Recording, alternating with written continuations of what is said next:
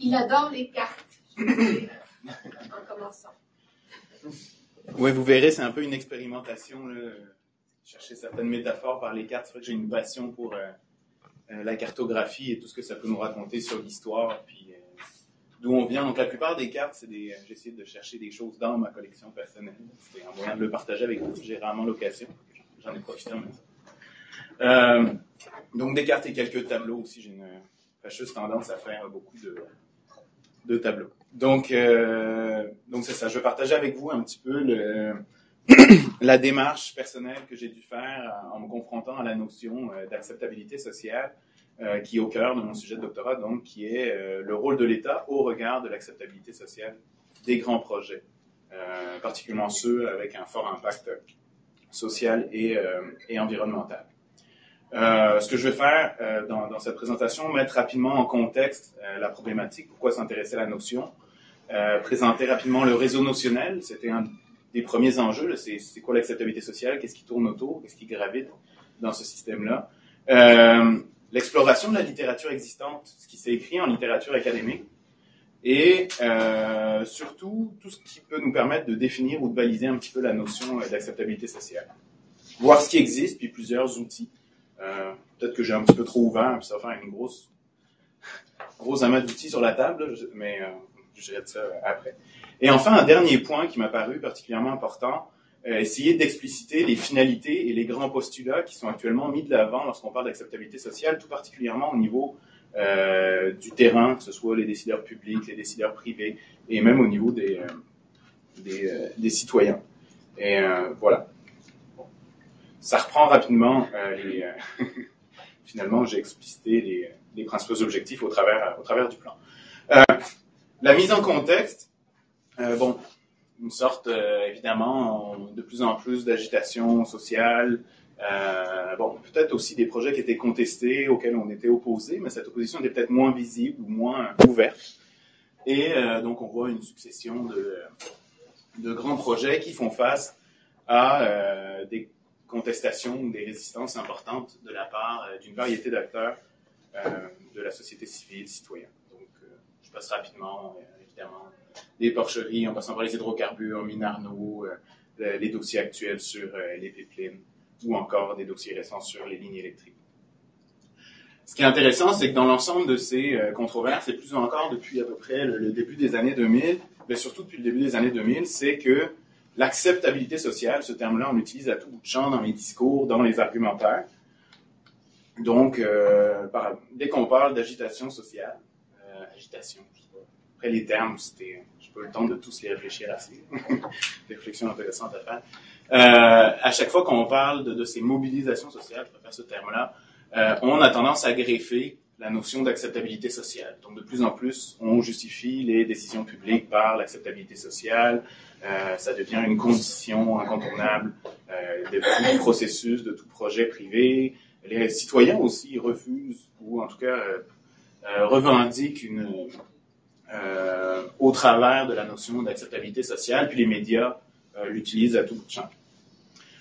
Ce qu'on constate, par contre, c'est que c'est une notion qui est relativement peu définie et peu balisée. C'est-à-dire qu'à chaque fois qu'on y fait référence, souvent on la définit pas, et on définit pas ce que c'est que la notion, on définit pas ce que c'est vraiment qu'accepter, puis on définit pas toujours ce qu'est le social. Vous allez voir, c'est un petit peu les défis que j'ai essayé auxquels je me suis confronté un petit peu dans cette démarche. Multitude d'acceptions circulent, donc évidemment chacun développe un petit peu sa vision, sa définition du concept, un petit peu suivant ses intérêts, suivant sa vision du monde. Et souvent, au-delà même de définir, comme je le disais, les finalités de l'intérêt, pourquoi on s'intéresse à l'acceptabilité sociale, souvent c'est pas explicite. Et vous allez voir que les finalités sous-entendent certains postulats qui sont importants de mettre de l'avant. Évidemment, c'est problématique. On voit beaucoup de conflits autour du terme d'acceptabilité sociale. Je sais pas, un exemple, par exemple, dans le cas de Stratéco, le gouvernement, l'acteur privé, la communauté CRI ont chacun amené une définition complètement différente. Puis, donc, il y a quand même des débats importants autour des termes. Un risque que ça devienne un terme valise, parapluie, comme tellement d'autres termes, là, si on donne pas quelques balises. Toutes sortes d'écueils, de raccourcis. On enferme la notion d'acceptabilité sociale à la gestion des risques, à un aspect particulier, alors qu'on va voir ça c'est quelque chose de beaucoup plus large, et ça crée une certaine méfiance, notamment au niveau des citoyens, avec une perception de manipulation. Est-ce que c'est un bon moyen de nous faire passer la pilule? Ou alors, et aussi ce qu'on voit, c'est que beaucoup d'acteurs, d'ailleurs, par rapport à ce flou, ils se tournent vers d'autres notions. Donc finalement, les acteurs privés se tournent parfois vers la notion de permis social, la notion de consentement libre, préalable et éclairé. On rajoute des adjectifs. Finalement, des fois, ça complexifie encore plus la discussion. Peut-être que, penchons-nous sur la notion, on va voir ce que ça peut aborder.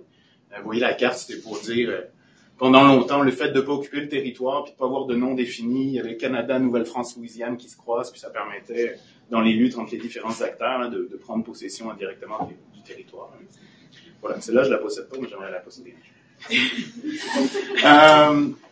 Voilà, donc ça, c'est une mise en contexte. Ça aurait été intéressant de s'attarder plus, mais je voudrais creuser un petit peu avec vous les autres éléments. Premier élément, un petit peu les notions donc, qui gravitent autour de l'acceptabilité sociale. Ce que j'ai appelé ma petite cosmographie sémantique. J'ai essayé de voir, autour de l'acceptabilité sociale, quels étaient les mots dans les thésaurus, les mots-clés des bases de données, les encyclopédies, les dictionnaires, et aussi de manière récurrente, quand j'ai commencé à faire mon analyse plus fouillée des textes, quels étaient les termes qui étaient là, et à en retenir certains. Vous allez voir, c'est ceux que j'ai mis en rouge dans mon analyse que j'ai faite ensuite sur les bases de données. En tout cas, pour mon analyse. J'ai dû me réduire, et parfois c'était un petit peu réducteur. Donc voilà. Donc je me suis intéressé, évidemment, on parle beaucoup pas dans ma cour, de phénomène NIMBY. Donc des fois une planète un petit peu plus petite, un petit peu plus...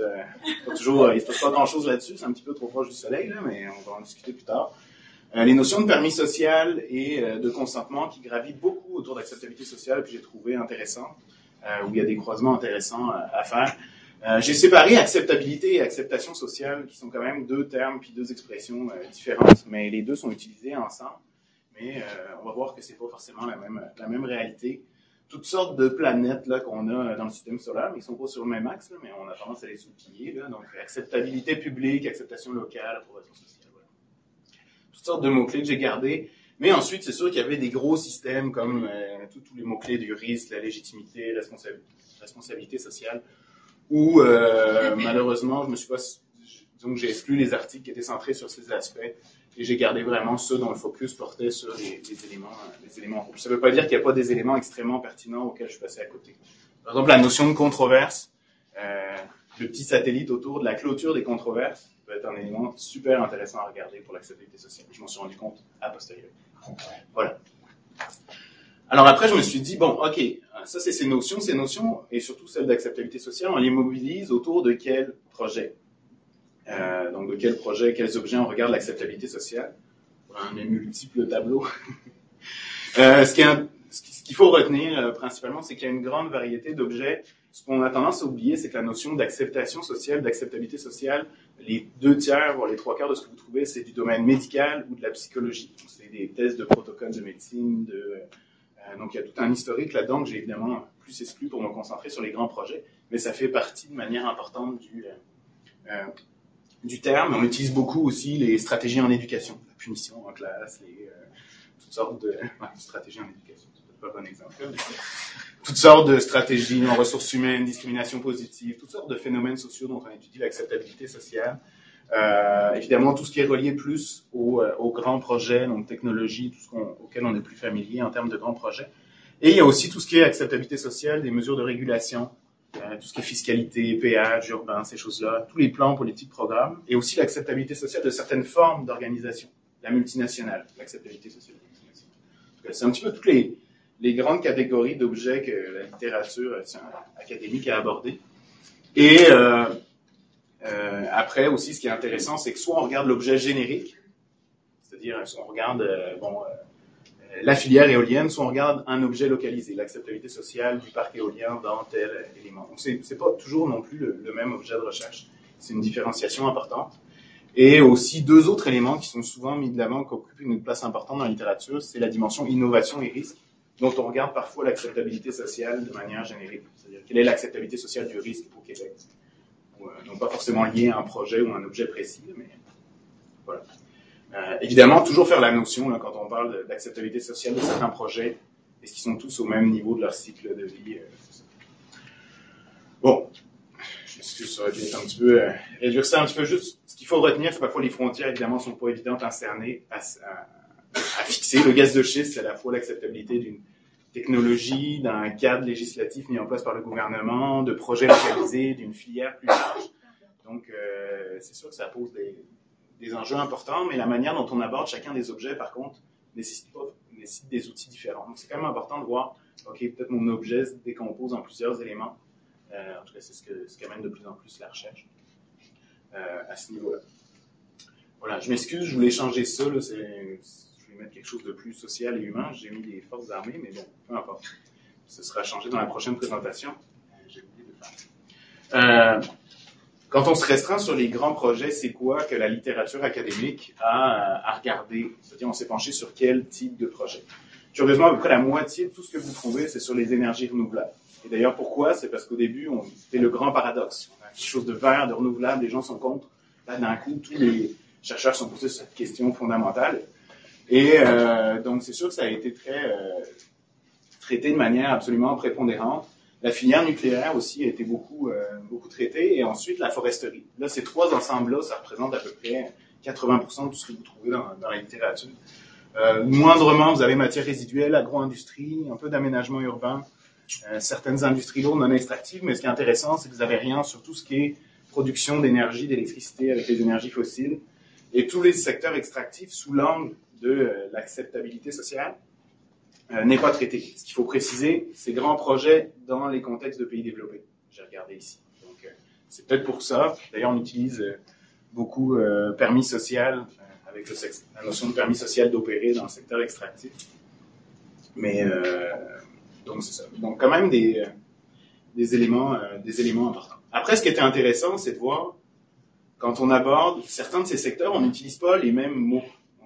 Certains objets, on n'utilise pas la même nomenclature. Et les objets sont pas tous utilisés pareil en français, en anglais. Acceptabilité sociale est très utilisée, beaucoup plus qu'acceptation sociale. Mais c'est surtout sur ressources naturelles, énergie, technologie. Acceptation sociale, c'est vraiment, vous avez trouvé ce terme, c'est le mot-clé d'un point de vue scientifique, enfin en tout cas dans les bases de données académiques pour tout ce qui est conservation de la nature, aménagement du territoire. Par contre, après, acceptabilité publique, le seul usage que vous allez trouver de ce terme-là, c'est quand on parle d'outils de régulation, de fiscalité, de ces choses en français. Et par contre, en anglais, vous avez un terme, c'est pas acceptability qui est utilisé, c'est beaucoup moins fort. C'est plutôt la notion de social acceptance. Voilà.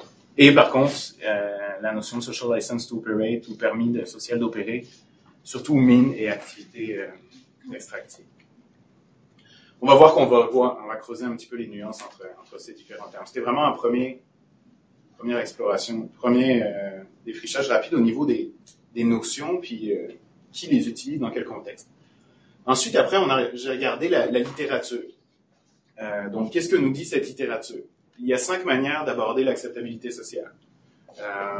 Juste pour rappeler ce que j'ai fait, j'ai pris à peu près, il y avait 260 textes, donc j'ai regardé mon titre résumé, puis j'ai fait une analyse approfondie de 40, puis j'en ai peut-être refait une dizaine, donc à peu près de 50 textes.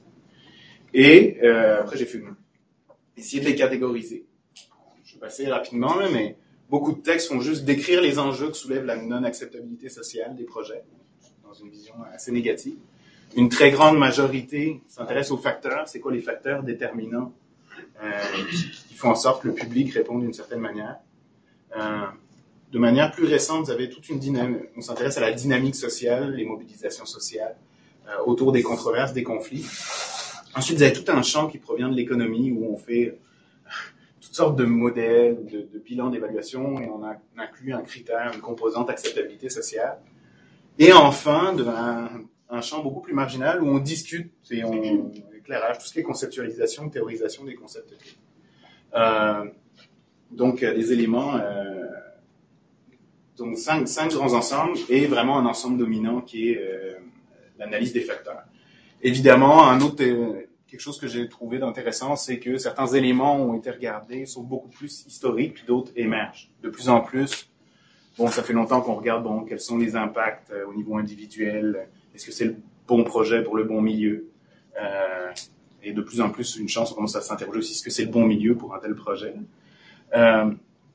Les pratiques des promoteurs. Donc ça, c'est des choses, et ce qu'on voit émerger, c'est les notions de confiance, les notions de processus de décision, de justice, tous les facteurs institutionnels. Ça, c'est vraiment un champ beaucoup plus récent dans les 5-6 dernières années au niveau des facteurs. Bon, voilà. Avec ça aussi, tout ce qui concerne la dynamique sociale. Ce qu'il faut retenir, c'est que d'abord, historiquement, ce qu'on a fait, puis si je prends un exemple de ce qui s'est passé dans la foresterie, qui est le champ qui a peut-être le plus d'historique sur la notion d'acceptabilité sociale, c'est qu'on a reconnu l'acceptabilité sociale comme un enjeu. Ensuite, on s'est intéressé à ça. Ensuite, on s'est rendu compte que c'était une condition incontournable des projets. Après, on a dit, c'est quoi les facteurs qui l'influencent? Donc, c'est tout un autre champ de littérature. Et c'est seulement dans un dernier temps qu'on s'est penché finalement sur la notion. Qu'est-ce que ça veut dire? Donc, un peu de développement théorique et conceptuel là-dessus. Peut-être le point que j'ai déjà dit, donc l'approche dominante centrée sur les facteurs. Pensez la place des océans sur la planète Terre, à 70%, 80%. Là, c'est 80%. Ils ont oublié un continent à l'époque. C'était pas l'Antarctique qui était là. Donc, aussi, il peut y avoir d'autres approches qui émergent. Là.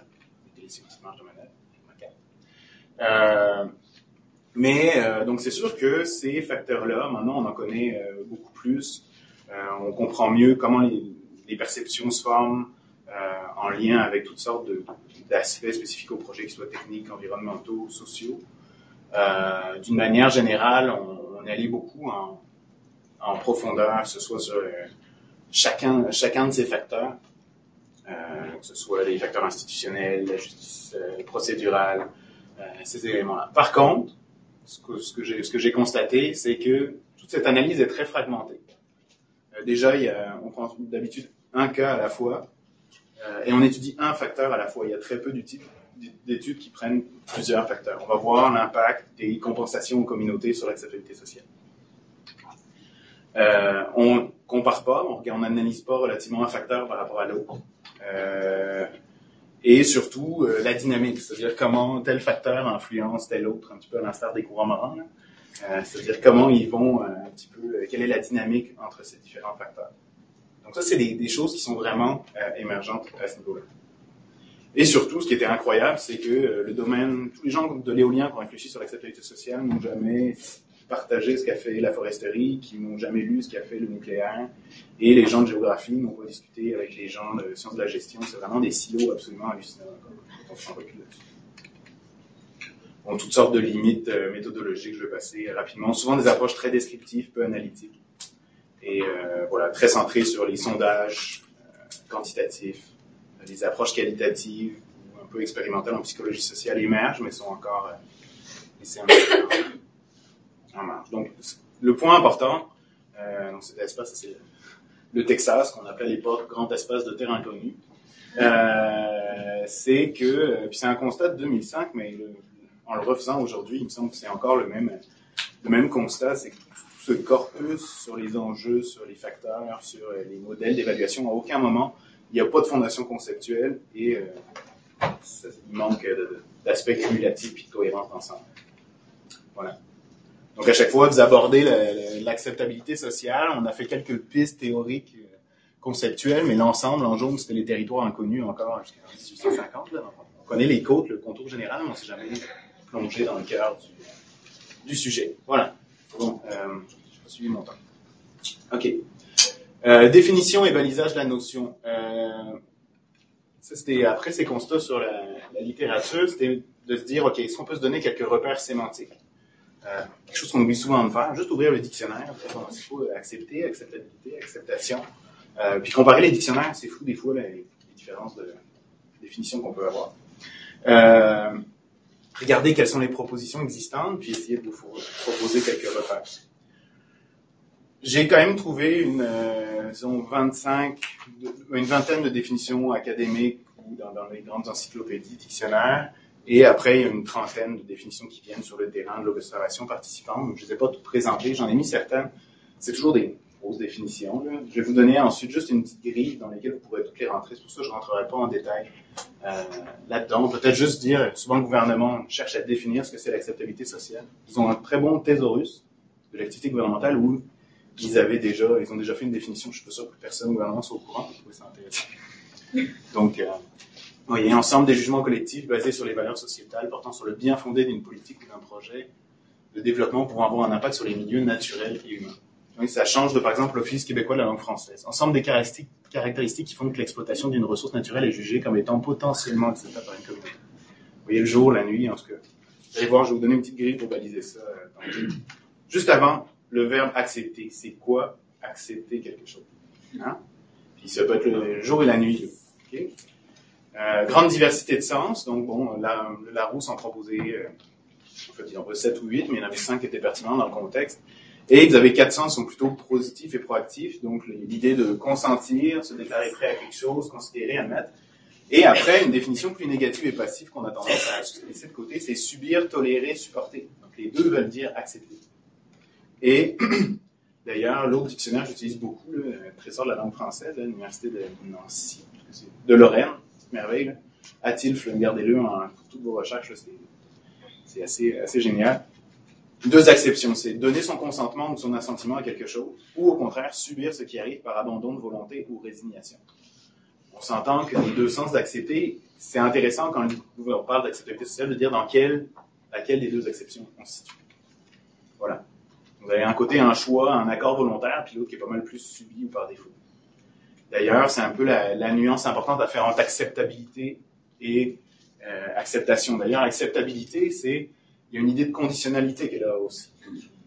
Qui, quelque part, sous-tend que, bon, on va évaluer, on va décider, on va poser des conditions. C'est quand même quelque chose de fort, là, même si c'est pas toujours mis de l'avant. Après acceptation, vous avez 2 sens. C'est le fait d'accepter, et souvent c'est réduit au fait de ne pas s'opposer. On va voir que c'est une réduction malheureusement problématique.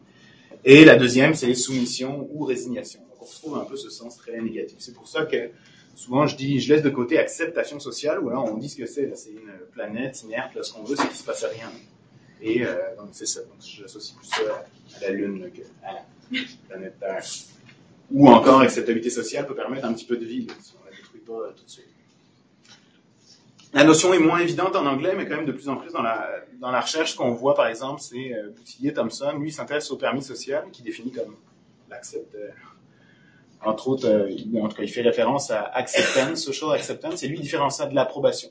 Vous avez acceptation, vous avez approbation. Donc, encore une fois, acceptance en anglais peut être aussi compris comme le fait de ne pas s'opposer. Et d'ailleurs, c'est ce que Battle et Devin Wright en 2013 soulignent, c'est eux ils disent qu'il faut absolument différencier acceptance et support. Ou clairement, au moins on dit dans le cas on appuie le projet, dans l'autre on fait juste ne pas s'y opposer. Ou alors on se résigne, on se soumet. Voilà. Donc ça c'est qu'est-ce que ça veut dire accepter. Après quand vous acceptez, ça se manifeste comment? On va dire il y a acceptabilité sociale, pas acceptabilité sociale, mais qu'est-ce qu'on regarde pour dire s'il y a acceptabilité, si les gens acceptent ou pas? Et une différence qui est très souvent, très peu faite, ou de manière non explicite dans la recherche sur le terrain, c'est qu'on ne différencie pas. Est-ce qu'on regarde juste les perceptions de la population, qu'on va chercher sous forme de sondage, d'enquête quantitative avec certaines grilles? Est-ce qu'on va regarder les attitudes, quelque chose de beaucoup plus large, plus englobant, qui intègre sentiments, personnalité, valeurs, représentation sociale, mais qui présuppose pas réaction. Vous pouvez avoir une attitude négative à un projet et pas vous y opposer ouvertement sur le terrain. La nuance avec comportement.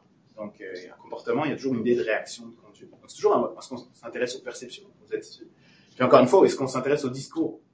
Parce qu'on fait un sondage en tant que chercheur, vous allez dire, OK, qu'est-ce qui se passe? Qu'est-ce que vous allez faire? Il y a aussi, peut-être aussi, il peut y avoir des comportements stratégiques aussi des acteurs, même vis-à-vis des chercheurs. Donc, il y a peut-être aussi juste clarifier quand c'est un discours ou un comportement qu'on évalue comme référentiel. Voilà. Donc, ce que je voulais dire aussi vous avez toutes sortes d'attitudes potentielles, mais toutes les attitudes n'affleurent pas. Là. C'est-à-dire, elles se traduisent pas toutes en réaction. Donc, si vous êtes juste à la surface, vous voulez voir ce qui se passe, là, c'est ça. Puis des fois, la géologie, c'est merveilleux. Il y a des failles, puis des fois, vous avez des éruptions spontanées où les comportements vont passer au travers des attitudes, puis une espèce de dissonance cognitive, puis là, vous êtes un petit peu perdu, mais là, vos réactions spontanées ont pris l'ascendant sur vos attitudes plus dispositions générales.